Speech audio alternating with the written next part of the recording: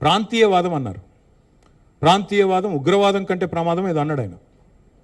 నేను వారికి గుర్తు చేస్తా ఉన్న ప్రాంతీయవాదం అంటే మరి పొట్టి శ్రీరాములు గారు 58 రోజుల పాటు ఆత్మ బలిదానం చేసుకున్నారే, పోరాటం చేసి మద్రాస్ ప్రెసిడెన్సీ నుంచి వేర్పడి తెలుగు రాష్ట్రం కావాలి, లింగ్విస్టిక్ బేసిస్గా రాష్ట్రాలు ఏర్పడాలి అనే ఒక ఆకాంక్షతో వారు ఏదైతే పోరాటం చేశారో, లింగ్విస్టిక్ బేసిస్కి వారికి సంబంధం లేదు, మద్రాస్ నుంచి ఆంధ్ర రాష్ట్రం వేరుపడాలని పొట్టి శ్రీరాములు గారు 58 రోజులు నిరాహారదీక్ష చేశారు. అది కూడా ప్రాంతీయవాదం అంటారా?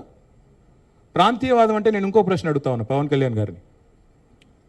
మోడీ గారు ఇవాళ ఆయన ప్రాంతం మీద అభిమానంతో, ప్రాంతీయవాదంతో తెలంగాణకు వచ్చిన ఇండస్ట్రీలను కొట్టుకొని పోతా ఉన్నాడు. కేన్స్ అనే పరిశ్రమ ఇక్కడ పెట్టాల్సి ఉంటే ఇక్కడ ఒప్పందం కుదుర్చుకుంటే మా హయాంలో, మా గవర్నమెంట్లో దాన్ని తీసుకుపోయి గుజరాత్లో పెట్టించారు. మైక్రాన్ అనే సంస్థ ఇక్కడ పెట్టాల్సి ఉంటే, పెట్టుబడి పెట్టేది ఉంటే దాన్ని తీసుకుపోయి గుజరాత్లో పెట్టుకున్నారు.